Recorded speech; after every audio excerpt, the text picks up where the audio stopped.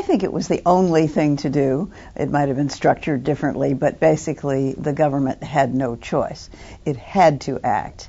A very large proportion of American mortgages are held or by Fannie Mae or Freddie Mac, about 70% of current lending.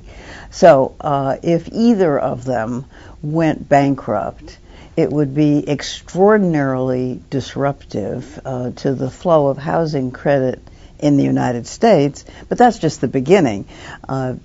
Nations around the world, and I say nations as well as investors, central banks, have invested in the bonds that these two institutions have issued. And if those bonds had become worthless, it would have been very chaotic for the whole international financial system. This is a first step toward stabilizing housing finance. We don't know what will happen. At the moment, housing prices are still falling, which means that the mortgages owned by banks and by Fannie Mae and Freddie Mac are becoming less valuable, and the bonds that are packages of mortgages are also becoming less valuable. We don't know where the bottom is. Probably housing prices will go down a little more, and there will be more foreclosures. But at some point, the housing market will stabilize. But this is an attempt to keep things from getting worse. They could have gotten much worse if either of these institutions had gone bankrupt. And it's an attempt to buy time while policymakers figure out what to do next. A large part of the investment in Fannie Mae and Freddie Mac over the last few years has been by Asian central banks and other foreigners. And this is just an example of what a lot of us have been saying for some time.